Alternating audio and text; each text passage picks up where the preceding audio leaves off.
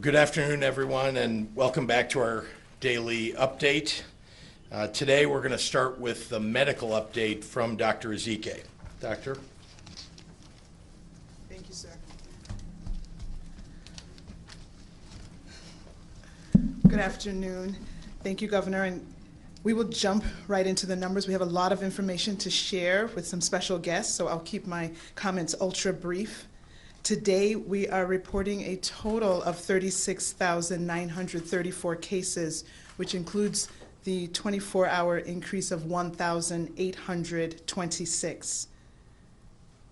We're reporting, unfortunately, 123 fatalities, which brings our Illinois total to 1,688 lives lost in the fight against COVID-19. Right now, statewide medical surgical bed availability remains relatively flat, similar to ICU bed availability. Although use has been increasing slowly, capacity has also been increasing, thereby maintaining relatively stable levels. As of yesterday, 4,877 individuals were in the hospital were reported to be hospitalized with COVID-19. Of those, 1,268 patients were in the ICU and 766 patients were on ventilators. We continue to encourage everyone to stay at home, to wear masks when outside, clean frequently touched surfaces, and look out by helping neighbors and elderly people by trying to drop food off on their door or do other neighborly activities. Thank you for continuing to stay all in for Illinois, and with that, I will turn it back over to Governor Pritzker. I've actually forgotten the Spanish update, apologies. Buenos tardes. Hoy tenemos mucha información, por eso yo voy a ser muy breve, porque tiene muchos invitados especiales. Hoy IDPH reporta un total de 36,934 casos de COVID-19, un aumento de 1,826 casos desde ayer. Desafortunadamente, hay 123 muertes adicionales. Eso causa un total de 1,688 personas que han perdido la lucha contra COVID-19. Desde anoche informó que hay 4,877 personas en Illinois que estaban en el hospital con COVID-19. De ellos, 1,268 pacientes estaban en la unidad de cuidados intensivos y 766 personas estaban en ventiladores. Esos números son difíciles oír cada día y por eso debemos mantener el rumbo en que estamos. La lucha contra COVID-19 sigue. Tenemos que luchar juntos. And now I will turn it over to Governor Pritzker. Thanks, Doctor, and I'm pleased to be joined today by Nigel Goldenfeld, the director of the NASA Astrobiology Institute for Universal Biology, leader of the Biocomplexity Group at the Institute for Genomic Biology, and a professor at the University of Illinois Urbana-Champaign. Sergey Maslov, UIUC professor of bioengineering, who is also at the Institute for Genomic Biology, as well as the National Center for Supercomputing Applications. Dr. Toyin Adeyemi, an infectious disease expert with decades of experience at Cook County Health, where she directed the core hepatitis clinic and was senior director of HIV services for the health system. Brad Cole, executive director of the Illinois Municipal League, and Cameron Mock, the chief of staff to the Governor's Office of Management and Budget. Professors Goldenfeld and Maslov are here representing the entire modeling group that I convened weeks ago, the members of which have been dedicated to developing the best possible modeling and analysis for Illinois' battle with COVID-19. These are some of the best experts in the entire nation, and we are very lucky to have them advising us. To start, let me explain a bit about the role of modeling in my decision making. Since the outbreak of COVID-19, I've taken into consideration a variety of models from researchers all across the world. There are often widely different projections from those about the state of Illinois. Some of this disparity is the result of methodological differences, but much of it also is due to data access and quality. The earliest coronavirus models that we had in the United States had to rely upon data from other countries applied to our national landscape. And certainly there was a real benefit in those very early days of getting educated estimates of what the virus's effect on Illinois would look like, regardless of where that early data came from. But the picture that gets painted by modeling gets better when it's based off of what's actually happening on the ground in Illinois, data that can only be gathered with the passage of time. We now have what we didn't have 2 months ago, an understanding of what COVID-19 cases, deaths, hospitalizations, ventilator and ICU usage look like every day in Illinois. Even so, 2 months is not a lot of time in the world of modeling. That's important because the very essence of a model is that it gets smarter over time. How? Well, you consistently test past predictions against current reality and then adjust projections accordingly. Or to put it simply, the more facts that you have, like exactly how many people went into the hospital with COVID-19 on a certain date, the better your ability to predict outcomes on any later date. Notice I say it becomes better because it never is exact. There is no crystal ball available to us. There are only estimates. Illinois is the proud home to some of the finest researchers and research institutions in the world. And still, it is always the case that different modeling teams come to different conclusions. So I undertook a project to give me the best possible approximations of future COVID-19 illnesses in Illinois that would then allow me to make decisions about what resources we would need to keep Illinoisans alive and recovering, and what urgency would be required in decisions about whether to initiate new mitigation strategies or extend existing ones like the stay-at-home order. I have known from the start that even the best projections are going to have a great deal of variance, but knowing the boundaries of that variance informs my decision-making. So we convened top researchers from the University of Illinois Urbana-Champaign, the Chicago and Illinois Departments of Public Health, Northwestern School of Medicine, the University of Chicago, and we also brought in outside consulting groups. They worked as a cohort under Civis Analytics, using the most comprehensive data available for the entire state of Illinois. Suffice to say, the findings we're discussing today about the state of Illinois were put together by some of the best scientists, doctors, researchers from some of those great institutions that I just mentioned.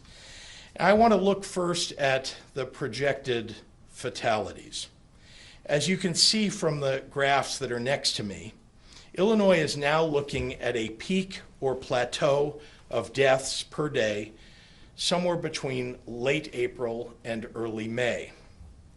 Why a range instead of an exact date?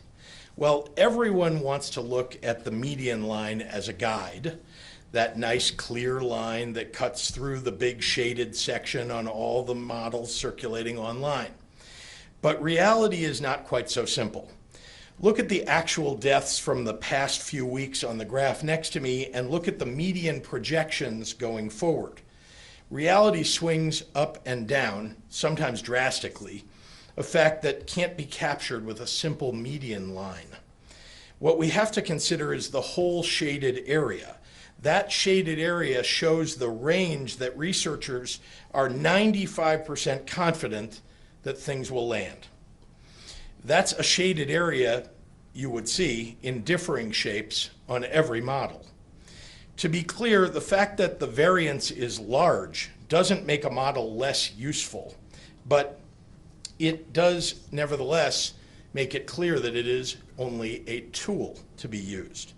I worry that people think the model is some miraculously accurate view into the future that is going to tell us exactly what we need to do and when. It's not. It won't. I guarantee that the model that we're sharing today will change in the coming days as projected numbers about those days are replaced with actual numbers. A model is an imperfect tool that we use to add context to the actual numbers that we can chart every day: cases, fatalities, hospitalizations, positive test results, ventilator and ICU usage. I also want to explain a bit about this change in our estimated peak cases. The concept of flattening the curve only just entered our common vocabulary in the last few months, and it's really crucial to understand our approach. Weeks ago, many models, both those produced by our in-state experts and those from around the nation, predicted an early or mid-April peak for Illinois. But as the weeks have progressed, those models have come to look quite different. That's not because those models were bad models. Instead, it's because their inputs got better as time went on. Real-time data came in, and importantly, Illinoisans protected each other by staying home. Human behavior is exceptionally difficult to measure and even harder to predict. So that last part about staying home has made all the difference in our progress. Also, and this is very important, the most sensible and responsible use of a model in a public health crisis like this one is to pay close attention to the worst case scenario. In other words, when building hospital beds, purchasing and acquiring PPE and ventilators, and making decisions about mitigation efforts, public officials should assume that the worst end of the model range could happen and take that into account in planning. A pushing out of our estimated peak is a natural consequence of, it's a natural consequence. Pushing out that peak is a natural consequence, and the best indicator that we are flattening the curve. That's what you're aiming to do: slow down the rate of transmission, which leads to a slower rate of increase over a longer period of time, hence a later and lower peak. Pushing the peak further down the line might not sound like good news, but I promise you, it saves lives. And make no mistake, Illinois has saved lives. By staying home and social distancing, we have kept our infection and death rates for the months of March and April thousands below the rates projected had we not implemented those mitigation strategies. The good people of this state have allowed our healthcare professionals the ability to treat patients to the best of their ability without having to make dark choices, very real choices that doctors in other countries faced about who lives and who dies. That is a historic and heroic act carried out by all of you. Your efforts to protect your families, protect your communities, protect each other have also given us another tool, and that's time. Time to build up our hospital capacity in terms of beds, ventilators, and healthcare workers. Time to prepare for the kind of surge that could occur any time as a result of a virus from which no one is immune. And capacity we built. In August of 2019, back in a world that had never heard of COVID-19, Illinois had an average of about 26,000 total hospital beds available. As of today, our total bed count in existing hospitals is more than 31,000. Back in August, we had about 2,000 ventilators. That number is now more than 3,200 ventilators. And we're building our healthcare workforce too. There are now 5,000 out of out-of-state and former medical professionals who have applied for temporary licenses to join Illinois' fight against COVID-19. We've built up our hospital capacity significantly, but if we let up now, we would have nowhere near the kind of hospital capacity that we would need. The projections are clear. If we lifted the stay-at-home order tomorrow, we would see our deaths per day shoot into the thousands by the end of May, and that would last well into the summer. Our hospitals would be full, and very sick people would have nowhere to go. People who otherwise might have won their fight against COVID would die because we wouldn't be able to help them through. No amount of political pressure would ever make me allow such a scenario for our state, our beloved state of Illinois. So the numbers present us with only one choice. Next week, I intend to sign an extension of our stay-at-home order with some modifications through Saturday, May 30th. To everyone listening, we are in possibly the most difficult part of this journey. I know how badly we all want our normal lives back. Believe me, if I could make that happen right now, I would. But this is the part where we have to dig in, and we have to understand that the sacrifices that we've made as a state to avoid a worst-case scenario are working, and we need to keep going a little while longer to finish the job.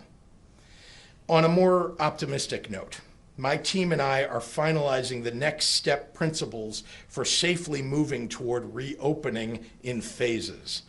We are making progress building out testing and launching our contact tracing initiative.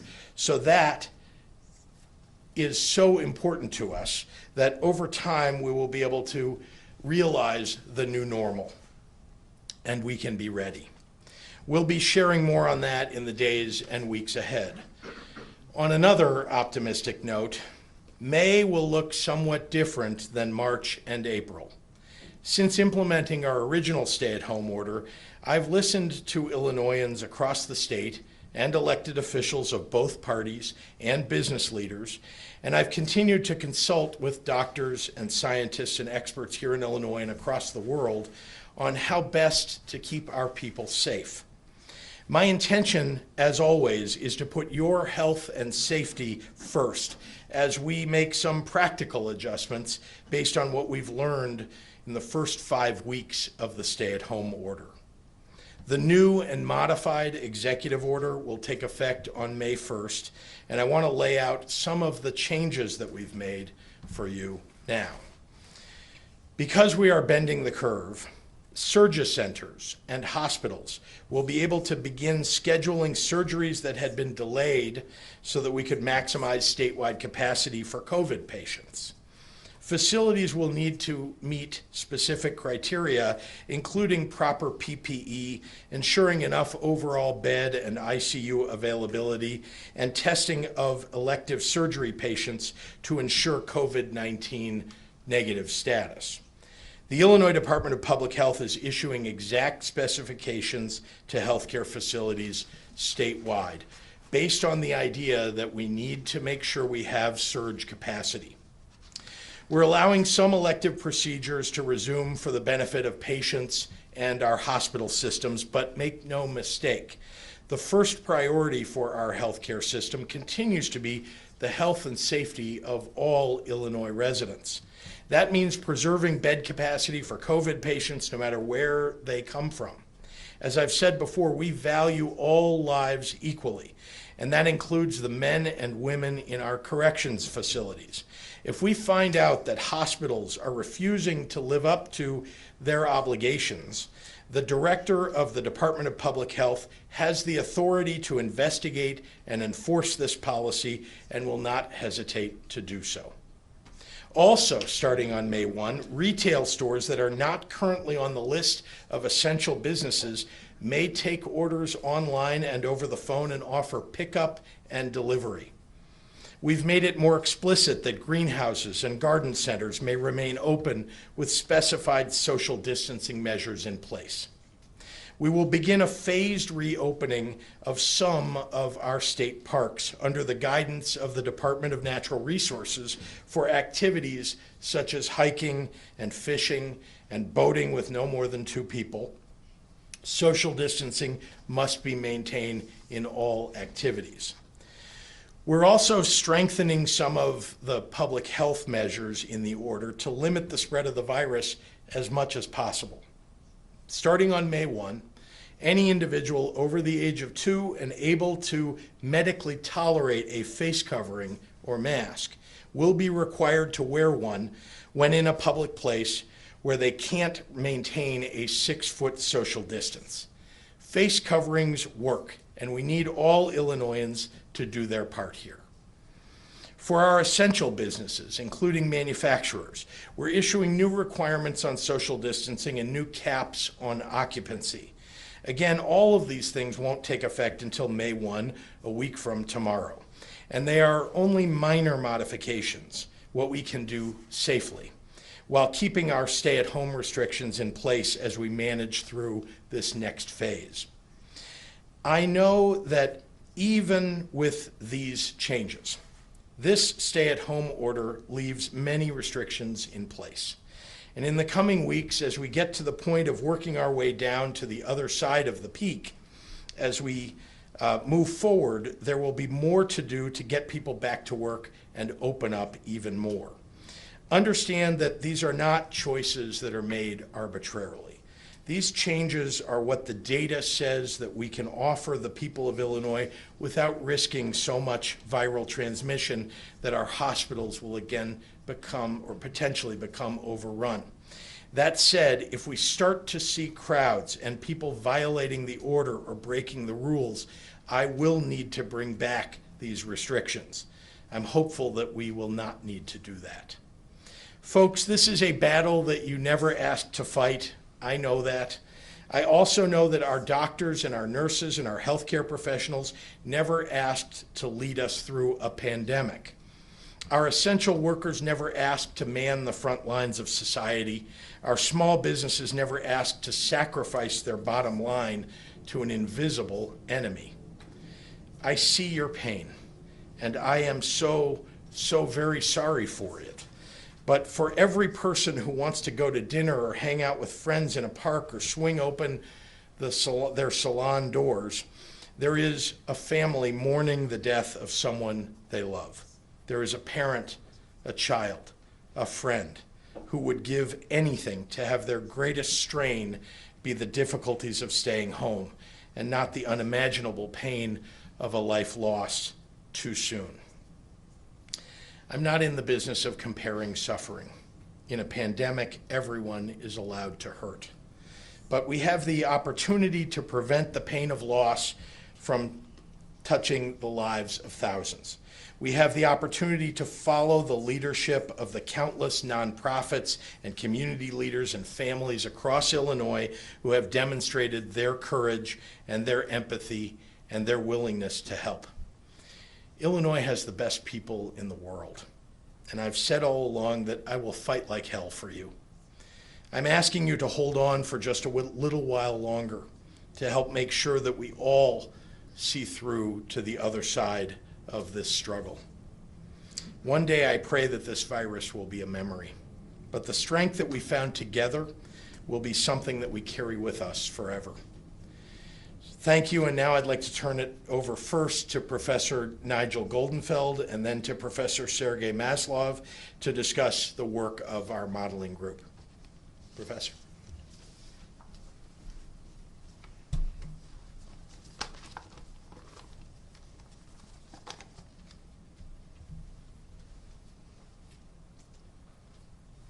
I would like to thank Governor Pritzker, not only for his strong leadership, but for making my job easier in explaining to you the task of the modeling groups.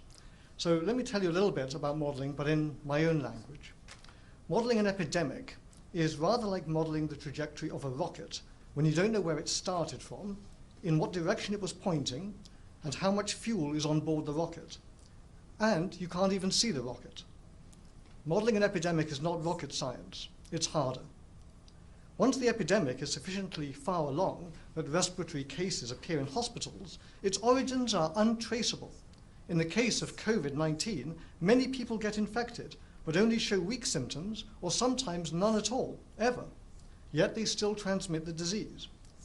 The number of people in the population of, e.g., Chicago, Cook County, or the state of Illinois is like the rocket's fuel. Each person transmits the disease to many others, and so the liftoff of the epidemic grows far faster than a rocket gathering speed. If this were not hard enough, consider that there was and still is a shortage of testing kits. So we could not even see the disease properly and still can only guess at how many individuals have been infected and remain infectious today. But it's even worse than this. The laws that govern the trajectory of a rocket were discovered by Sir Isaac Newton nearly 400 years ago, but the precise laws that govern the trajectory of an epidemic are still unknown and depend on the behavior of people. By heeding the governor's stay-at-home order, the population of Illinois has dramatically altered the trajectory of the epidemic in ways that we had hoped for but could not precisely predict. The epidemic is like a rocket that you can move by mind control. It's not rocket science. It's harder. The only way to see COVID-19 is through mathematics. For this reason, the governor set up a community forum to coordinate and compare the modeling efforts of 3 groups within Illinois. In addition to our group from the University of Illinois, there is one from the University of Chicago, headed by Professor Seri Kobe, and another from Northwestern University, headed by Professor Jalene Girardin. Professors Kobe and Girardin are epidemiologists by training. We happen to be theoretical physicists with backgrounds in modeling ecosystems, bacteria, and viruses. Our group is small, but its members, whose expertise ranges from black holes, cosmology, material science, and engineering, are experts in computation and modeling. The modeling challenges posed by COVID-19 are extreme, requiring simulating many thousands of scenarios, calibrating models to data, and many hours of discussion about the results and their possible errors. We are comparing our results in a double-blind way. We can't do peer review because there's not enough time. So what we hope to achieve is consensus on the main trends and take-home messages, not exact agreement about numbers. We are assisted in this community forum by Civis Analytics, who have helped us to get the required data, to compare the different team modeling efforts, and coordinate the presentation of results to public health officials and the governor's office. The novelty of COVID-19 means that there are many basic things about the virus we do not know, and so we can only make educated guesses as to how to include them in the modeling. The first unknown is so-called seasonal forcing. Everyone knows that influenza tends to be more of a problem in the winter than in the summer. The reasons for this are not agreed upon by epidemiologists, but everyone agrees that this seasonal effect occurs. We do not know if COVID-19 will fade out during the summer. Other coronaviruses do have a seasonal effect, and so we have assumed that COVID-19 will do so also. This means that our models, the Illinois models, University of Illinois models, predict that as we get into the summer months, COVID-19 will tend to be weaker and may even fade away completely.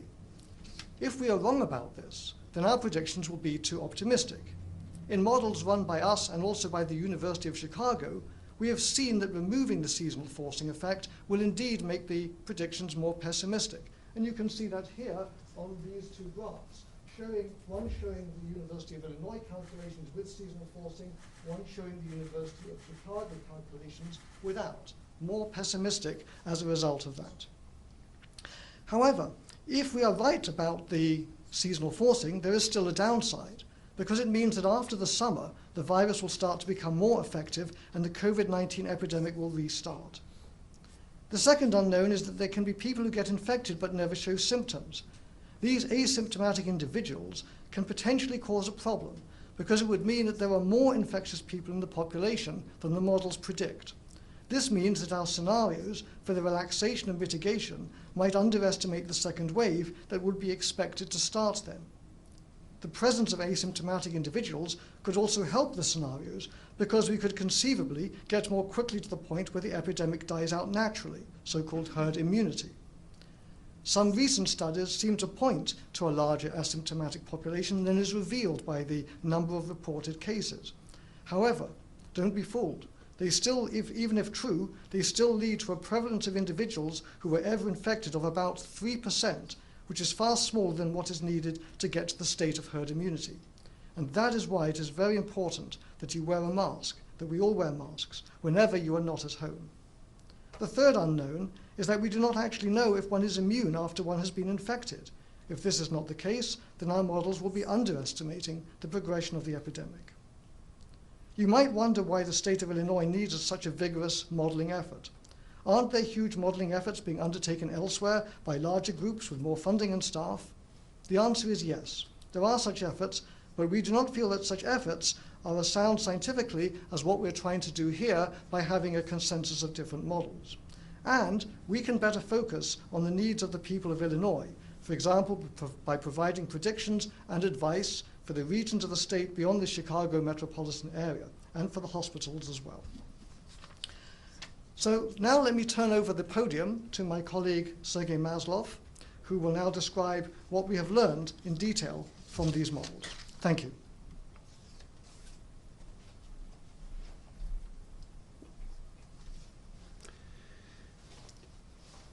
We were asked by the governor's team to consider 3 different scenarios.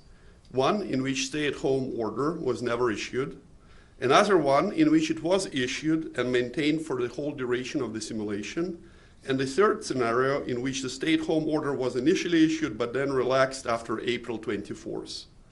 This sort of what-if exercise is impossible with curve-fitting models because they cannot account for events that did not actually happen.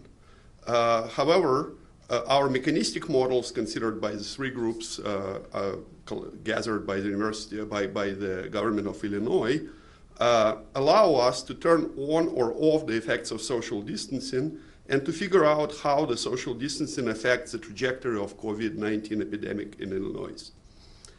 By looking at what would have happened if the stay-at-home order has not been issued, we can estimate how many lives the people of Illinois have saved just by staying at home. As was noted by Professor Emily Landon right here at this podium when the stay-at-home order was first announced, the success of social distancing is measured by what did not happen. Our calculations show that the number of deaths would have been about 20 times as high as they are today. That means that we would have seen as much as 30,000 deaths or more by this time in the epidemic if the social distancing measures have not been practiced by population of our state. At the time of the stay-at-home order, the number of cases in Illinois doubled every 2.5 days. Growth at this rate would have quickly brought the number of sick patients to exceed the state's capacity to take proper care of them. Thanks to governor's prompt actions to first close schools and then to issue the stay-at-home order, this did not happen. In addition, this action prevented the state health system from collapse. So what is happening in the real world right now? Our model suggests that because of the social distancing measures adopted by the people of Illinois, we are currently approaching the peak of the first wave of the epidemic.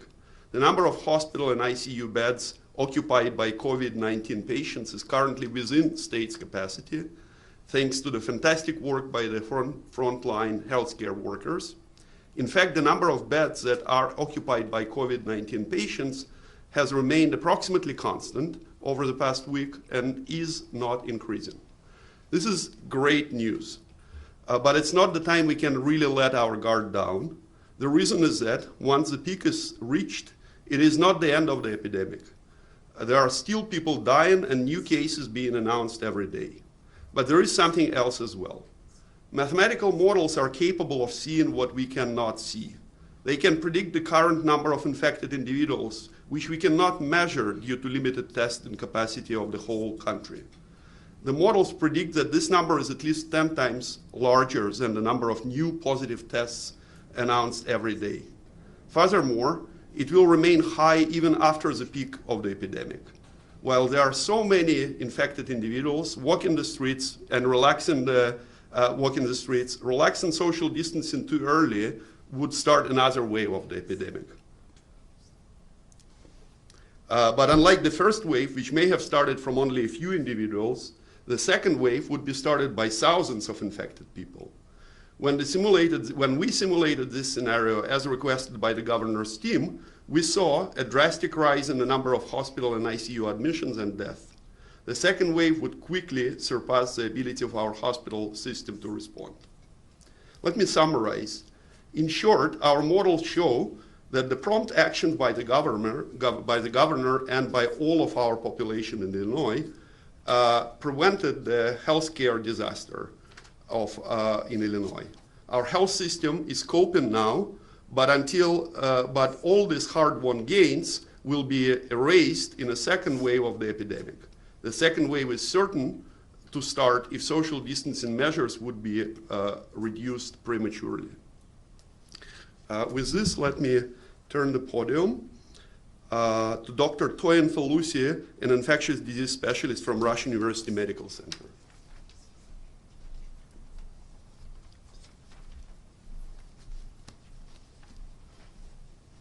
Good afternoon. My name is Toyin Felusi Adeyemi, and I'm speaking today as an infectious disease physician who's been in practice for over 20 years.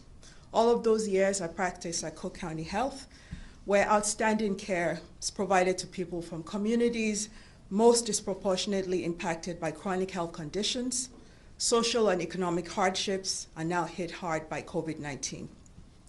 While I'm no longer on hospital rounds, I remain connected to those on the front lines and in the emergency departments and hospitals who are working long, hard, challenging, strenuous hours each day, caring for people sick, many in the ICUs, many on ventilators with COVID-19. My colleagues, my physician colleagues and other healthcare workers, the residents and fellows in trainings, our advanced practice practitioners, our nurses, social workers, respiratory therapists, pharmacists, technicians, the lab techs, the radiology techs, nutrition, environmental services, transporters, security, clerks, all the people that are vital in keeping the hospitals going are stretched physically, mentally, emotionally. And many will have years, decades, or even a lifetime of trauma from their experiences being in the front lines during COVID-19 pandemic. This virus is brutal, it's scary. And COVID-19 has impacted us all. We've heard the numbers daily. We've heard about the people who have died from this disease. These are human beings and who have loved ones in their lives. Sad, extremely sad. Personally, many of us, myself included, know people who care about who have been infected with COVID-19, who are ill with the disease, or unfortunately have died of COVID-19. Again, this virus is brutal, and we're finding out very protean in its manifestations. As Illinoisans, we've seen and heard over the last week or so that while new COVID cases and deaths are reported daily, including in healthcare workers, that the state of Illinois is starting to bend the curve. We're clearly, as you've heard, changing the trajectory of where things could have been much worse if we did not shelter in place and stay at home. But we definitely cannot relax now. Bending the curve, that has been stated, is thanks to all of you who have sheltered in place, socially and physically distanced, masked while you were outside, washing your hands obsessively, and staying the course during this difficult, frustrating, challenging time, but staying the course as it has been. As an infectious disease doctor who's done work in HIV and hepatitis and sexual health for 2 decades, I understand the power of prevention. As our clinicians and researchers continue to work on best management practices, conduct clinical trials of existing and new medications, as the NIH defines strategies for research priorities, as we work on new testing methodologies, including rapid diagnostics, as we look at critical vaccine development, while all of these things are critical and important, we need to continue to do our part to slow down new COVID-19 infections by staying home. Sheltering in place and staying home is our thank you to all essential workers who are out there keeping things going. Sheltering in place is our thank you, we appreciate you to all the healthcare workers who leave their homes and show up in the hospitals every single day to care for those who are sick enough to be in the hospital. Stopping these very effective community mitigation strategies, these non-pharmaceutical interventions that seem trivial, if we set those back, things like hand washing, disinfecting shared surfaces, wearing your mask when you're outside, staying at home. If we discontinue those effective strategies prematurely, there will be a major setback, and that will cost us lives. That will overwhelm the health system, both directly and indirectly, and it will impact deaths not just from COVID, but from non-COVID deaths later on through delays in access for other people with chronic medical conditions, and will lead to an implosion of our existing health systems. There is only so much the healthcare workers can do with a second wave. So we know from the state that we still need to continue to increase our testing numbers. We need to increase our access, especially to communities that are especially hard hit. We need to effectively and efficiently trace contacts and isolate properly. We need to make sure that we have all the PPEs that we need in order to get to where we can begin to systematically and strategically reopen parts of our economy. We're not there yet. The science and the data tell us that. Effectively, we're not there yet. The city and state health departments and the government have been using very sound data, some of which you heard today and saw today, to guide these very important and difficult decisions. We need to trust our outstanding health officials and continue physical distancing and shelter in place until our numbers tell us that we can relax these restrictions. We've come too far, achieved too much to undo our progress, and we know that timing is everything. As you've heard, it may not be perfect, but we want it to be as close as perfect as possible. We've seen nationally the impact of time. We've seen the impact of delays in testing, delays in access, delays in getting enough PPEs, delays in closing down cities on COVID-19. The same way we will see the consequences of too premature opening on the impact of COVID-19. So again, the timing has to be right. As an ID doctor, who has my county volunteer badge and ready to help when needed, and a proud Oak Park resident for 26 years. I urge you to continue to take this seriously and stay home. This virus is brutal. I can't say that enough. On behalf of my colleagues and other healthcare workers at Cook County Health and other hospitals across the state, I implore you to show your appreciation for their dedication by staying home, continuing these strategies that have worked, wearing your mask when you're in public, staying home, physical distancing. Prevention is powerful, and by staying home, you have and will continue to directly and indirectly save lives of people you care about, people you may not know, the vulnerable in our society, our essential workers, members of the healthcare workforce, and other fellow Illinoisans. So with that, I conclude by saying, please stay safe, stay healthy, stay home. And with that, I would like to introduce Brad Cole from the Illinois Municipal League, IML.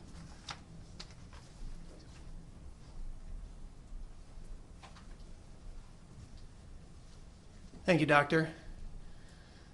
I'm here today, again, on behalf of the cities, villages, and towns of this state, all represented by the Illinois Municipal League, and all committed to stopping the spread of the disease that has created this public health crisis.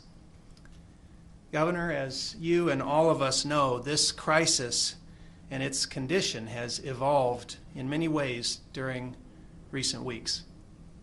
The individuals who have been sick or who have confirmed cases now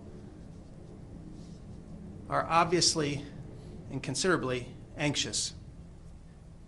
We wish all of them a fast and full recovery. For those who have lost family or friends or even acquaintances, their grief is heavy, and we offer our heartfelt sympathies. This has been difficult, very difficult, and it will remain difficult, and more so, with this extension of the stay-at-home order. Everyday lives have been disrupted. Schools are no longer in session, businesses have closed, and many may not reopen. Jobs have been lost, and our long-term economy is in danger. The very fabric of our society is being tested in ways that we haven't seen since the last World War, and maybe even before that. But lives have also been saved. All of this is happening in the communities that make this a great state, communities of all sizes and all kinds. The mayors and local officials of those communities are pressed hard by their constituents for answers about what's going on and what's going to happen. Like everyone, however, we don't have all of those answers. In fact, we have just as many questions as anyone else. Municipal officials, law enforcement agencies, public safety personnel have been caught in the middle of disputes and disagreements. Those disagreements have included determining what an essential business is and what is not. And they've included protecting people's rights to protest peacefully against the actions of their government. This has been difficult. Municipal operations have continued when and where possible. We have worked to keep neighborhoods safe, businesses secure, and basic services functioning as residents expect and require. We have asked for compliance when enforcing the parameters of the executive orders, and people have been understanding. But this too has been difficult. I say all of this because sometimes we need to state the obvious. But in recognizing how obviously difficult things have been for every person and every community, we also have to state how obviously difficult things could be if we don't get this virus under control. As I have said before, the faster we comply with these temporary restrictions, the faster we will be able to stop the spread of this disease, and the faster we will be able to regain our way of life. This is a diverse state in many ways. The communities within it are even more diverse. This crisis has affected those communities differently, as impacted by the illness, some by geography, some by demographics, some severely and some not at all. But it has affected them equally in its economic and social impact, and that has not been pleasant. All of that considered, we stand together to resolve this crisis and to emerge from it better and stronger and more unified than before. Local officials understand their duty and responsibility to support the greater good, to uniformly enforce the restrictions that are or will be in place. That too will be difficult for those less impacted by the illness and for those who disagree with these decisions as a matter of public policy. But we are bound by our obligation to the residents of our communities, and we will see this through successfully for the benefit of our state and nation. Our commitment to provide for the health, safety, and welfare of our residents will not be diminished or challenged. We stand with you in fulfilling that pledge, Governor. As I have also said before, Illinois is a world-class state that is home to world-class cities that are home to the finest people we know. That is something this situation cannot and will not change. Thank you, and Governor, we'll return it to you for questions. Thank you. Thank you. Happy to take any questions from Hi, the Governor. Patrick Hill with WGN Patrick. TV. Good to see you, your colleagues, and your guests today. Thank you. As it relates to moving forward May 1st and the hospitals and surgery centers, are you saying that doctors and patients can now start making appointments to do procedures beginning May 1st, such as MRIs, mammograms, colonoscopies, and other potentially life-saving measures? I'm going to ask Dr. Ezike to come up and describe that to you. So yes, we've been working very hard to try to come up with, very safe ways that we can help these postponed procedures and surgeries, which after postponing them for too long could actually become more of a harm to the patients instead of a benefit. And so we will roll out details in the coming days, but we are trying to make healthcare more accessible, these specific surgeries and procedures. And we'll be working with our partners, the Illinois Health and Hospital Association, to try to find the best medium in terms of keeping beds available for COVID patients in case there is the surge, in case there's any change in what happens with that, and make sure that we won't undo any of the benefits that we've done so far. Governor, on the subject of the phase-in moving forward as it relates to parks and certain businesses, how are you going to handle that? Is that going to be a week-by-week assessment? Or in your words, what are you thinking as of today? So the things that I enumerated a few minutes ago in my remarks are going to be starting up on May 1. The things that I enumerated, for example, retail establishments being able to do pickup and delivery of items. Those establishments didn't have that ability under the prior executive order, just as one example. In terms of the other phases that people are looking to, or the, as the president's plan says, phase 1 and phase 2 and phase 3 and so on, that, as you know, is dictated to a large degree by what was suggested in that plan. I think Dr. Fauci had a lot to do with that plan, and it sort of settles on the idea that once you get past a peak, which really can only be seen in the rearview mirror, because as we've said, these projections are only that, projections. But once you get past a peak and you have 14 days of reduction in the numbers as we talk about them, then we'll be able to move to make decisions about another phase. And so, that's the progression in terms of timing, and then the decision making about what happens in each of those phases. We're working on that as we go, talking with industry leaders, talking with the workers in those industries, and of course thinking about the customers if they're open to retail, for example, and then of course epidemiologists and doctors weighing in on the plans for those businesses going forward. I'd like to ask you some questions from my colleagues in the city and throughout the state, please. Greg Bishop from the centersquare.com asks, the state is scheduled to give union workers $261 million in raises. How do you justify those raises to people who are out of work and struggling to file unemployment benefits and pay their daily bills? Yeah. So as you know, these were contracts negotiated after 4 years of no contracts for those workers and no raises at all. And so that's why those contracts are in place now. I was able to negotiate something with them. We certainly keep in close contact. We're watching the budget very closely, but suffice to say that that's the reason that those exist. They're on a if you look at the 4 years of no raises and the the negotiated raises that were in those contracts, they're very reasonable for the taxpayers.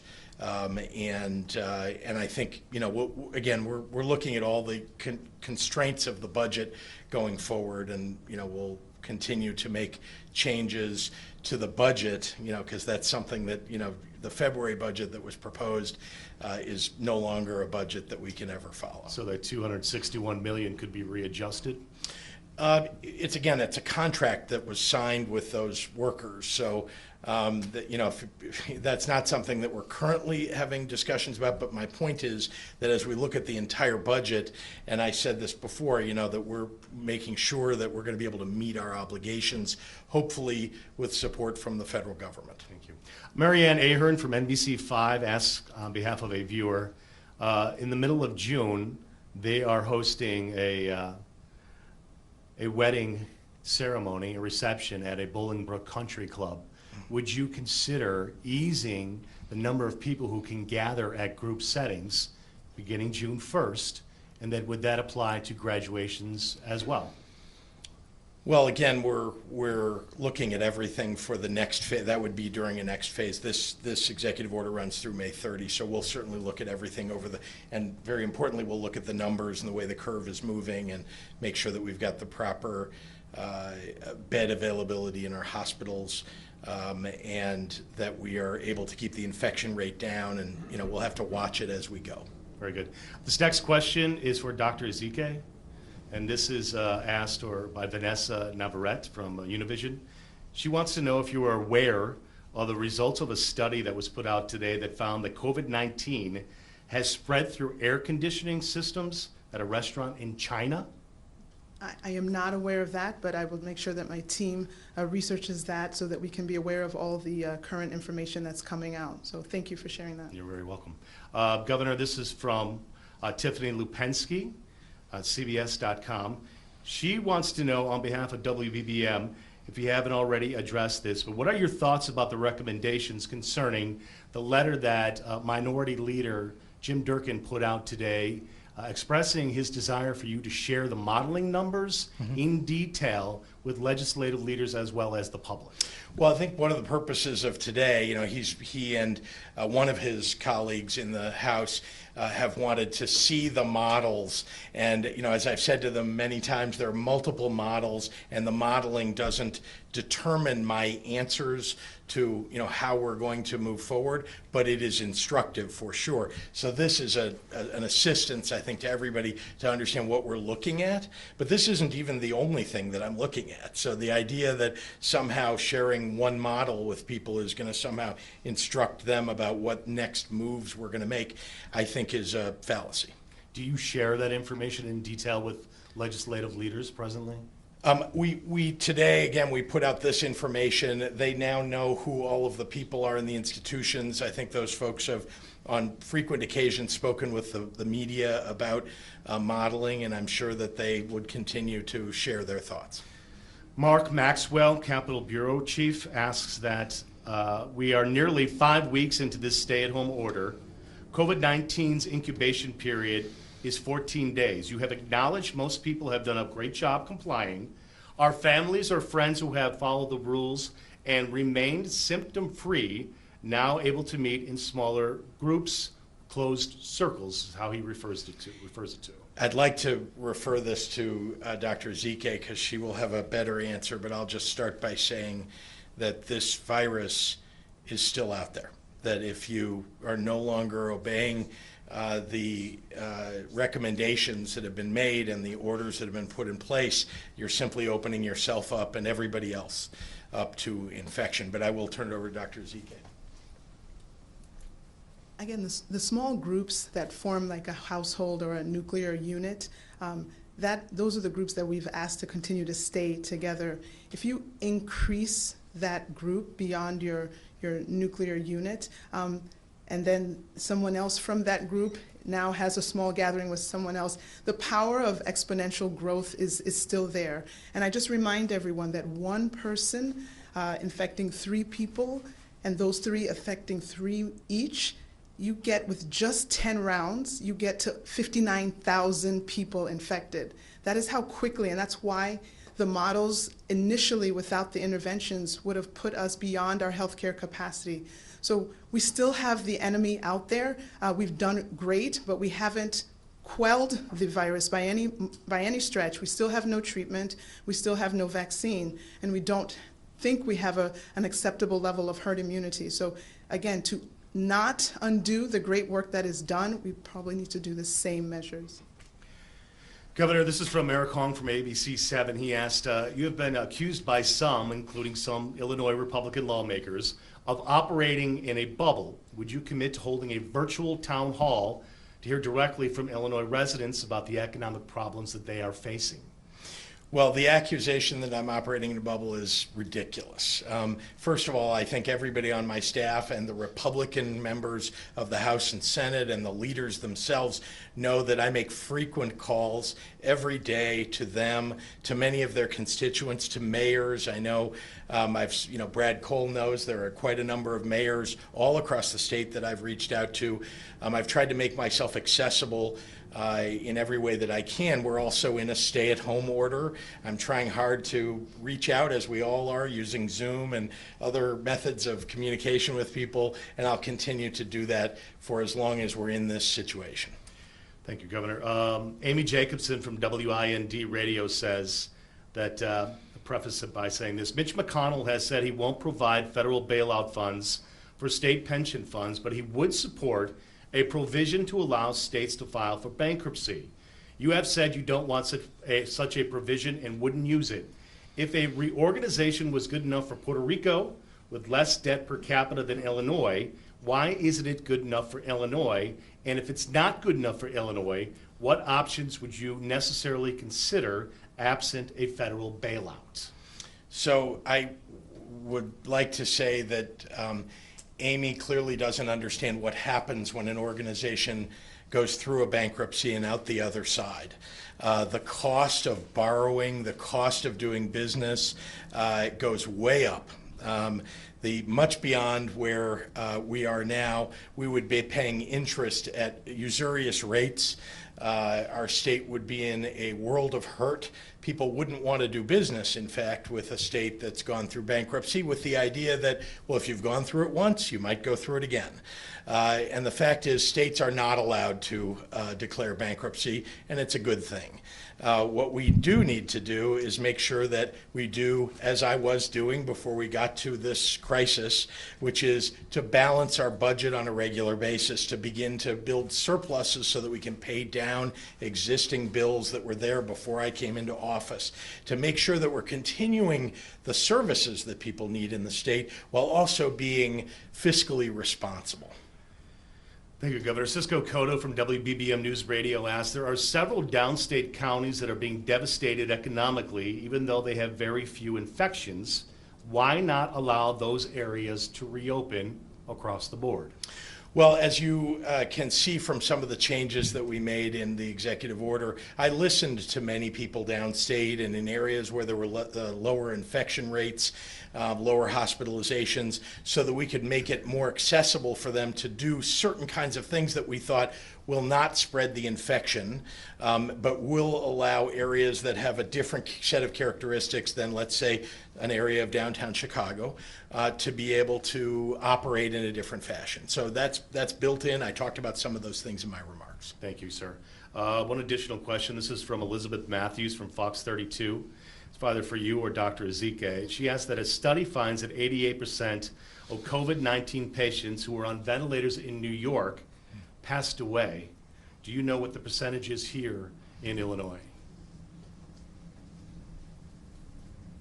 I have been following more national and international data. I don't have Illinois-specific data, but across the board, we have seen rates of 50 to 80% mortality on vents, and we have learned, I know from talking to ICU and pulmonary specialists, that people are trying different, more innovative ways to try to increase the oxygenation in patients who are suffering respiratory distress, and that involves putting people on their stomach and rotating them in the different positions to try to get oxygen to different parts of the lungs. So we are seeing that here, and appreciating all these pulmonary intensivists who are trying to find new ways to care for this very serious disease.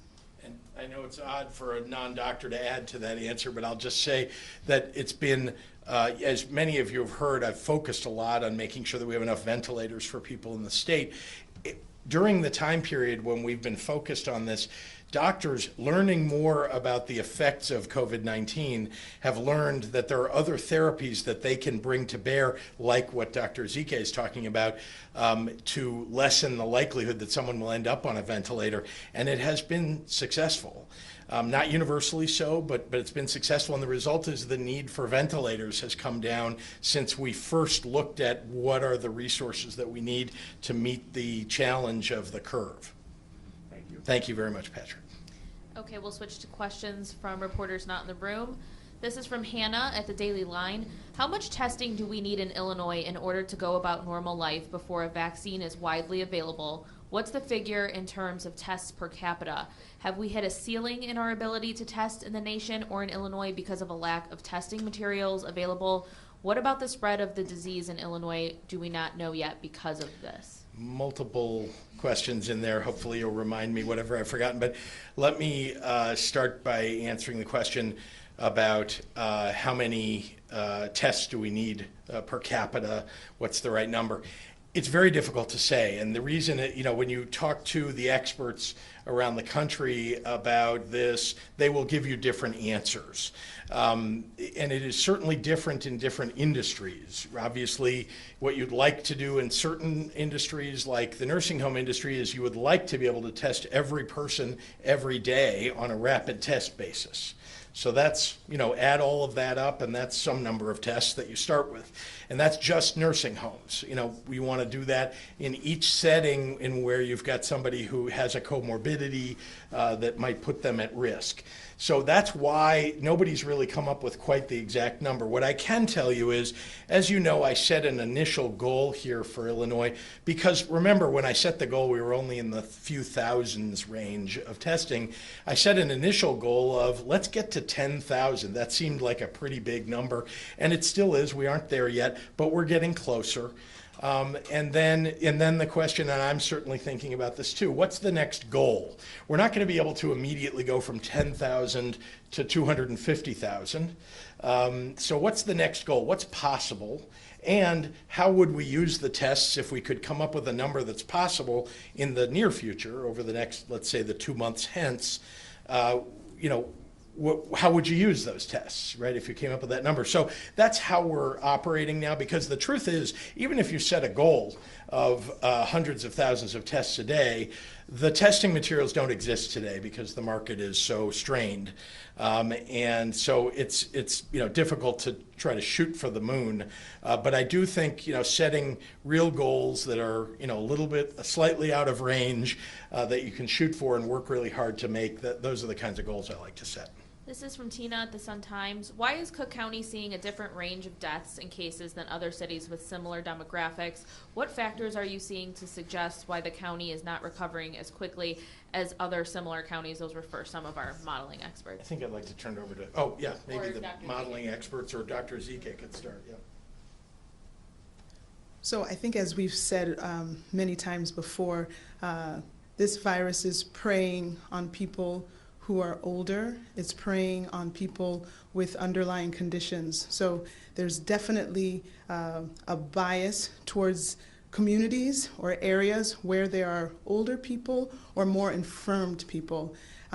It's one of the reasons that we have seen the health disparities across our ethnic groups, with the black community bearing a higher burden of this disease in terms of the mortality. Again, the disparities of health in terms of the health of communities existed before COVID was here. Again, we've talked about many of the reasons for that: socioeconomic, racism, many, loss of opportunities. But if you had that to start with, and then you place COVID on top of that, then you will have a more serious burden of the disease on those communities. This is from Jamie Monks at the Tribune. How will the face covering requirement be enforced? And with the stay-at-home order now in place for over a month outside of congregate settings, have you identified where community transmission is continuing to happen? Face coverings, the same way that everything else has been enforced. It's certainly done at the local level. We're not encouraging police officers to stop people and to arrest them or take drastic action. We are encouraging certainly everybody to encourage everybody else that they know, but including the police or other officials, to people should wear a mask, and they should be reminded if they're not wearing a mask that they're not. And private establishments do need to require that people who enter their establishment wear a mask. Kelly at Block Club. I'm sorry, there was a second half of Jamie Monks' question, if you can remind me. Where are we seeing community transmission and continuing to happen? I think I'd like to turn it over to Dr. Zike for that. We have community transmission in all parts of our state. I think in terms of documented cases, we're at 96 cases of the 102, and so we know that the majority of people who are ill cannot tell you exactly where it came from. So there's widespread community transmission. You could say that the rates are higher in some areas than others, but that's not to say that we don't have it throughout the state.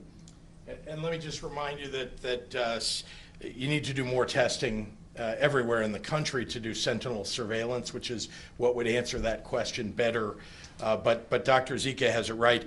It is everywhere. Where is there an outbreak? Everywhere. I realize that in some areas of the state we have fewer people who have tested positive and fewer people who have passed away, but that does not mean that it is not in your county or in your town.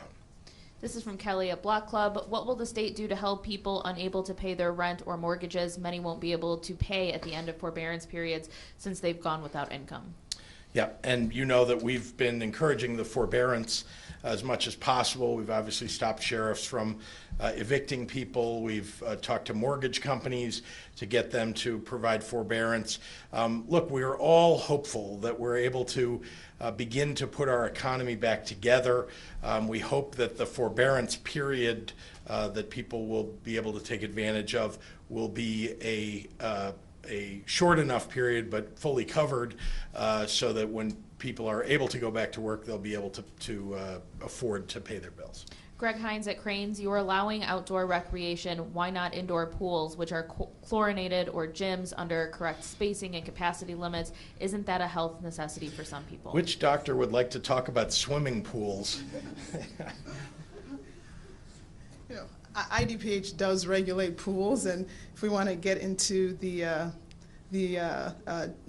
different microbes that exist within pools, different swimming pools, we can do that. But definitely, the practice of obviously being in a swimming pool, unfortunately, we do know that there is some fecal shedding of the coronavirus, if I can go ahead and share that. And so, as well as associated with pools, you would have locker rooms with which people would need to change. So you would have more people congregated in the same setting. So for a myriad of reasons, that wouldn't be conducive to promoting social distancing and decreasing community spread.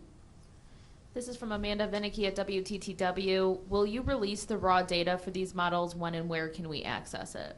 So I just want to be clear with everybody, we don't own these models. These models belong to the experts who you've heard from and the others who've been part of our consultative group. And so I would suggest, I will just remind everybody that they have spoken with the press before. They've been quoted about what the work that they do, and I think that will continue. And so again, it's up to them, though. These are models that are owned and controlled by the people who created them. Pete McMurray at WGN Radio, boating with 2 or more people will be accepted after May 1. How do we police boating on Lake Michigan? 2 people, 2 or less people. And so we, they're just the same way. Look, we're encouraging everybody to do the right thing.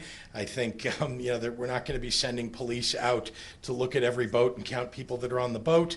But I think people know what the right thing to do is. They're being told what the right thing to do is. And if it needs ultimately to be enforced, then we may need to go that direction by using law enforcement. But that is not currently what we're looking for. John O'Connor at the AP. Many retailers already fill online orders and do curbside business. How will this benefit them beyond what they're already doing and sacrificing? Well, if they're not an essential business, they will not have been doing this or should not have been doing this, but it is now allowed for retail businesses.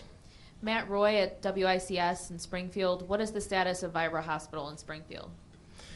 It has been identified certainly as a surge capacity alternative care facility.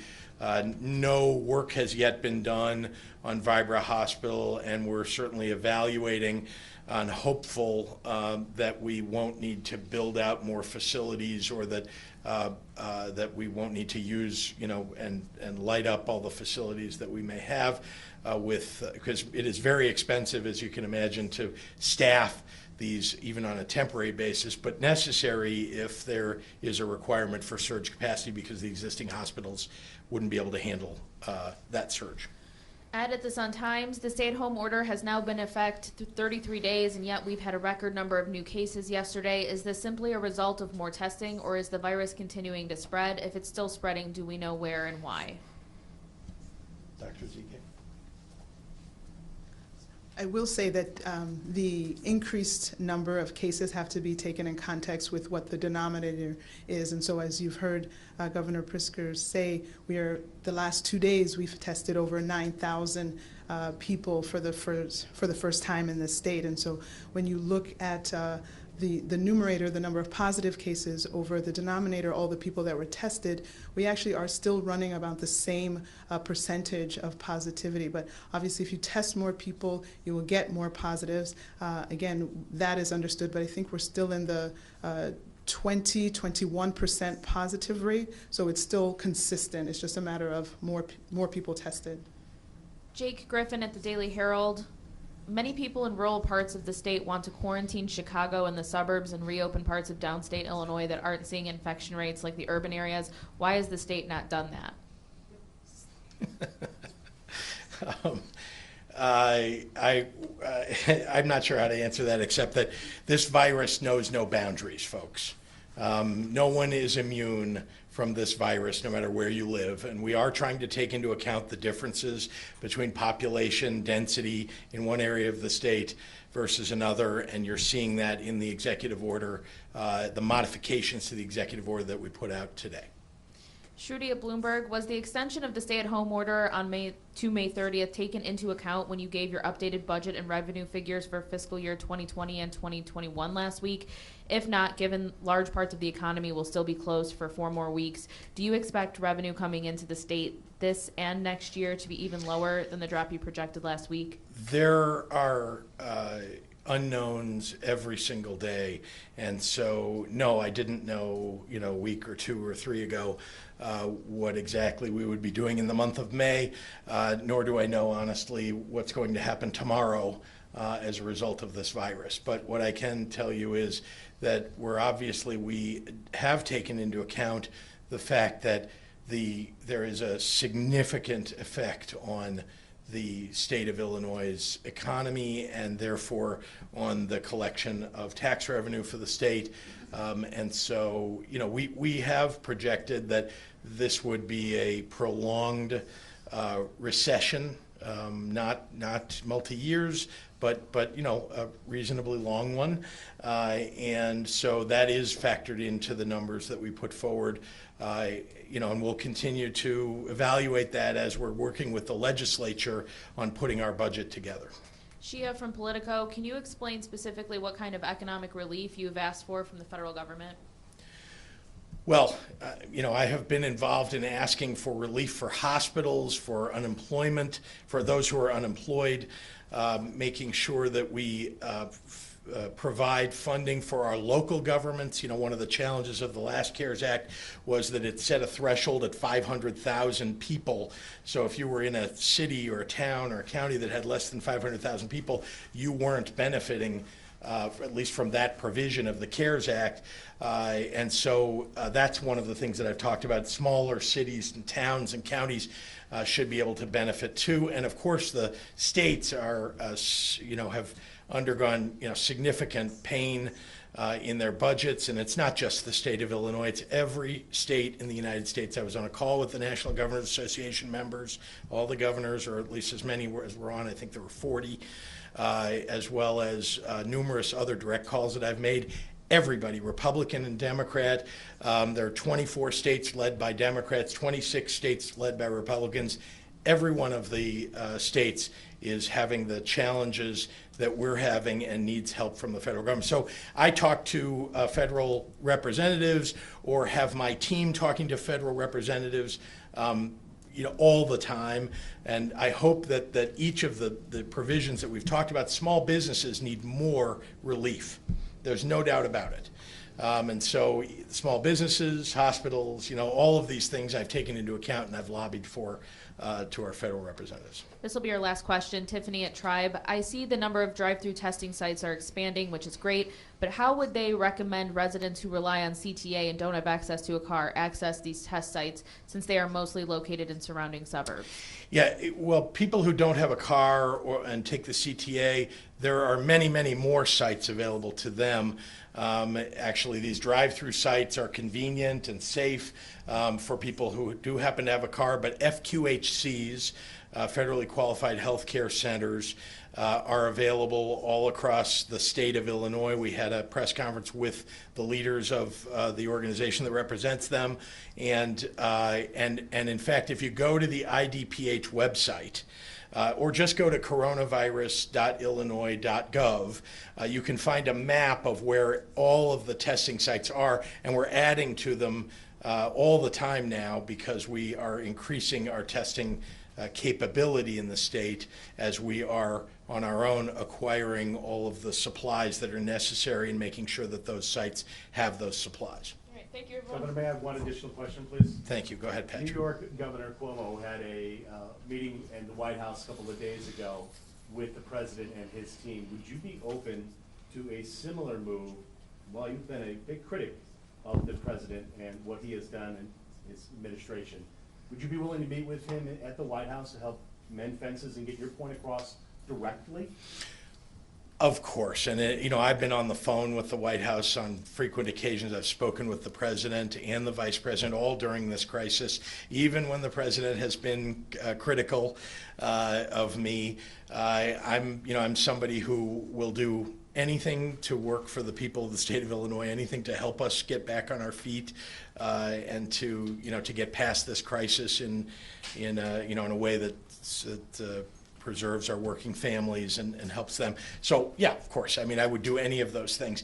The president does not, I have been to the White House and met with the president at the White House on a couple of occasions now during the course of my governorship, and of course I would go back, and Vice President Pence, who was a governor of a neighboring state, Indiana, has been very communicative with me, and I know that he would also, have a meeting with me if I asked for one. So yeah, absolutely. Thank you all. Thank you.